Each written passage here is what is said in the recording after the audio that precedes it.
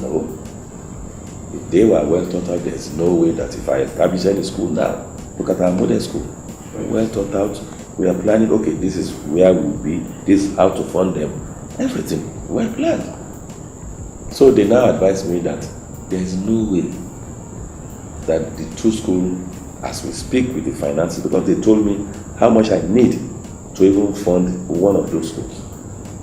And I know there's a problem. They now ask me that whether you want OU to die or TASUET. But I asked myself, OU has been there for ages. I don't even want TASUET to die.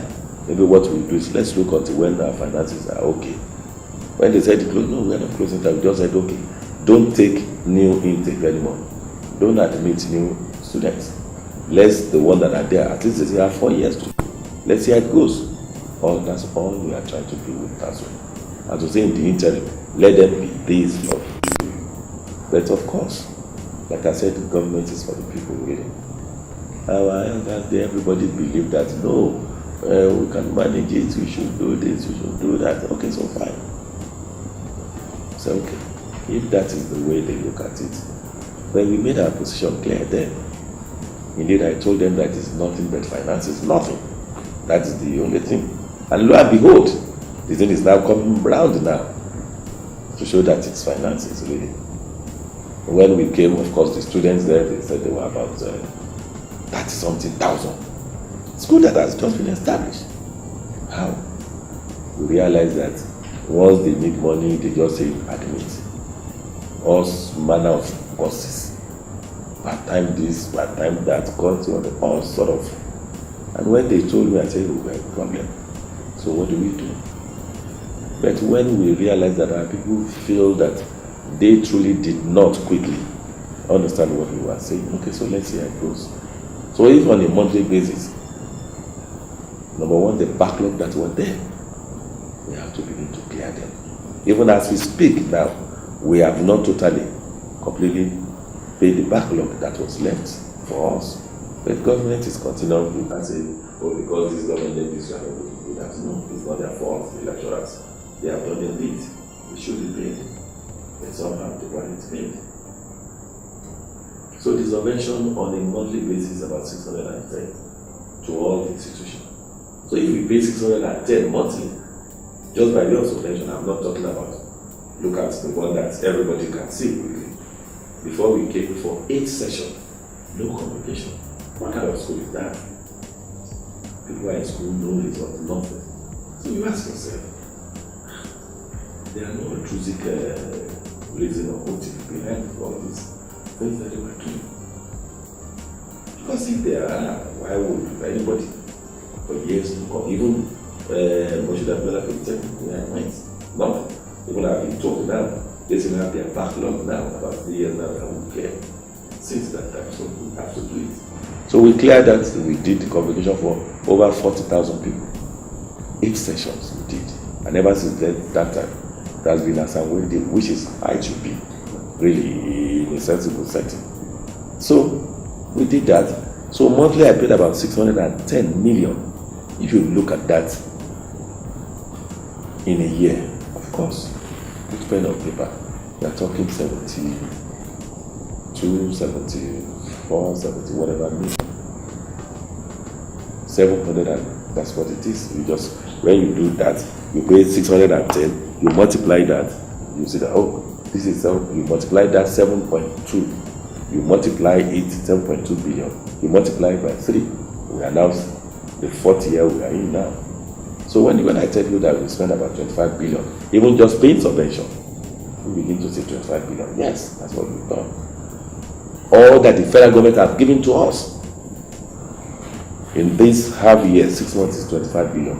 So even if it is for them alone, look at that. So how can we cope? We have all our young ones. So when we saw the thing, it should be bottom up now, not up down. Because of course, if you start from bottom, from up, and all the ground, the bottom is bad, then what do we do? It will be a terrible bad foundation. So we have to go back to the basis. To fix, of course, the early, we call it early learning now, the nursery. the primary, the secondary. So with what we are doing now, we are going back to those glorious era. So even the quality of those that we have in the universities tomorrow, in our polytechnics tomorrow, will be as good as get anywhere in the world in terms of the quality, in terms of everything. Ogun State is now turning to those students there, they are not employable and all of those noise. Now it's not like that anymore. So those are the kind of challenge that we have. Outside that, we go and look at their internal rules. We've touched some of them, they will have challenges. We have the challenge with our electricity. We'll come to their aid. If I put pen on paper, those are things that are not even in their own budget, really. The budget of the Ministry of Works, budget of the social ministry. But they have this challenge, special duty, they need a transformer, they want this, please go and fix it. Do that. Their road is impassable, let's quickly and see what we can do. They want counterpart funding for this, go and give them. That is outside even the statutory subvention that we pay. So, again, when we came in, when we were campaigning around, they said they have increased their school fees. I said, okay, no problem. So we reduce it by that increment. I'm not talking about the whole fee. That increment that the money they've added will reduce it by 50%.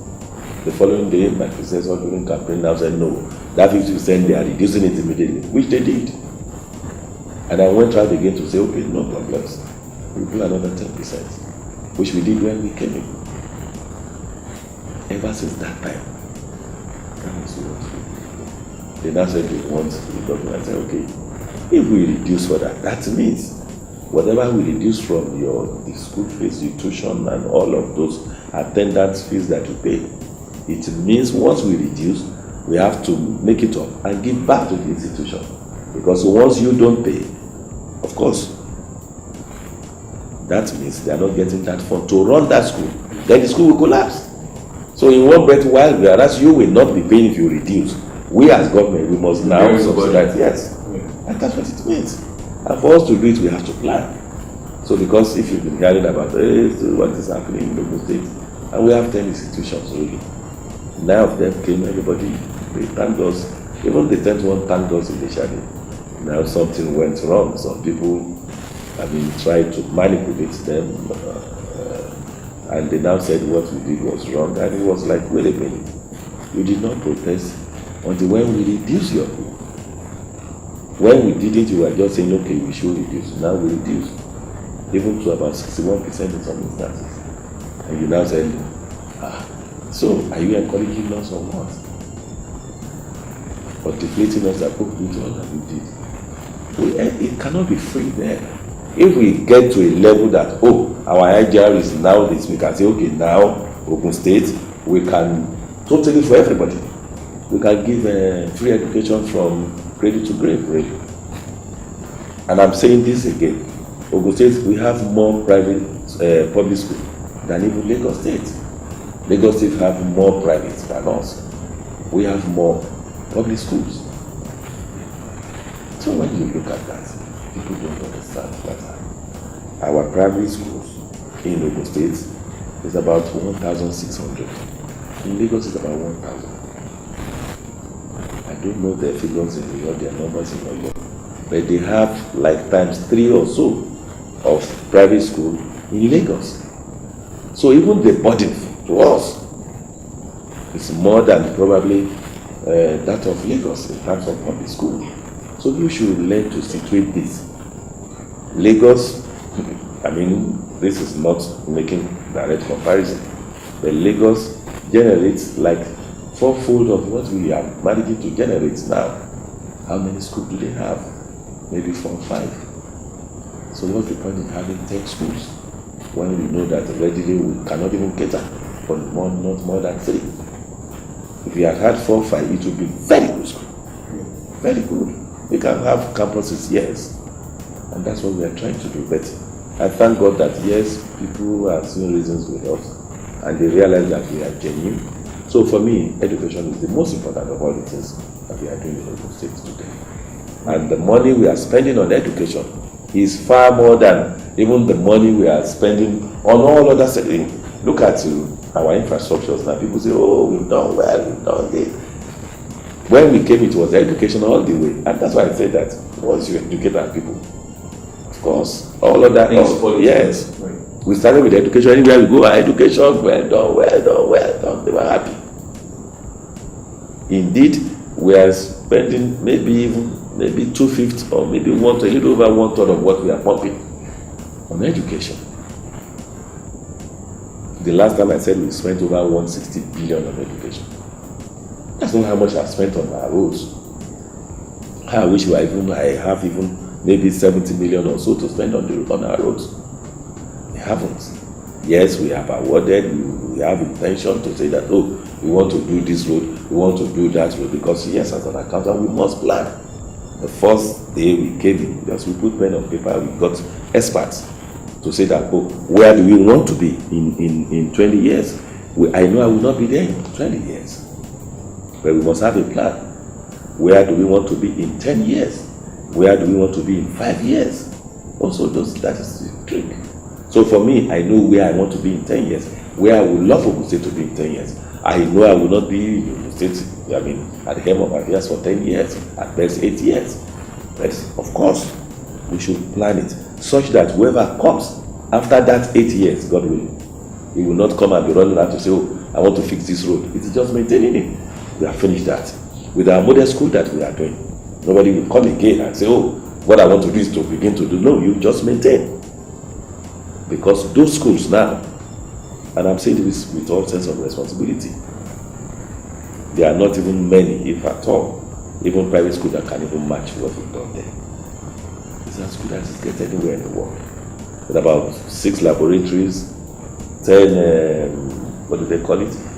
So we have all of those things that in those days they were teaching us. We've introduced them. I'm telling you.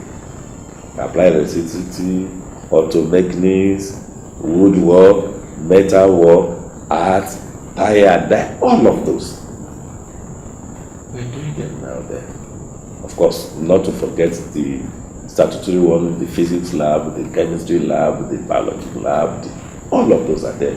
Just go and see what is there. And we are introducing the boarding house culture back, where you train future leaders. So those are the kind of things that we are doing. So when you look at even our wage bill, what we pay our teachers, and I've always give this analysis, that for every 1 billion that we pump in education, almost 90% of it will go on wages. See the problem? For health, maybe 70% of it, or a little bit over 70, will go on wages. Whereas for every 1 billion you put on our infrastructures, maybe at best, not even up to 10% will be on wages. So it will show that's the difference. We spend far more money on education, on health. Even what we spend on security is almost what we are spending on our roads. And everybody, they can see. Because the beauty of all of this is one, we realize that from researches and empirical evidences, it has shown that for any development to happen in anywhere, infrastructures must be in place. And the infrastructure, the key one. Road must be there, security must be in place, the environment must be very neat, very conducive for business to thrive, water must be running. Of course, electricity must be there, energy, the power to generate all of those. But we can't start everything at a go. You have to ask yourself, okay, so where do we want to be? For me, people say, oh, we have 300 billion, they have done this. I ask them, maybe they are ignorant or they don't know what we are doing. And probably they will never know or they cannot. There are differences between you don't want to and you cannot. If you cannot, you cannot. You don't even understand, you will never understand it. For me, from Abeokuta here to, I'm looking at a 10-lane boulevard. We ask, how many guys is there? Because of the way they are. Very soon now, from Abeokuta here to Shim, both sides of the road, you see industry springing up. When all of those materialize, so is it that time that we'll come back now and say we want to do roads? They are not thinking the way we are thinking. All they see is one big thick bush. We are seeing skyscrapers, high-rises, industry springing up, agricultural belts, everything you will see, whatever we grow, we are processing. That's what I'm seeing. I'm seeing, our airport, they said the airport. Of course, even in the radius of 5 miles in the States, we have more than even 6 airports. Between Lagos and here, see 5 miles, it's more than. So the cargo airport that is being touted every time, cargo airport. Of course, just pray, cargo airport will be there. Another airport will even be here, the one that has been since 1940s. During the World War, they have airstrips just by that Alamala, the army barracks now. That's why we have the Commonwealth Cemetery there. So, how did we drop the ball? So it will be there. I foresee that our light rail will be working. Indeed, before May next year, you will see. You begin to see, you will see our rail, everything being in place. Travel will work here. We must work.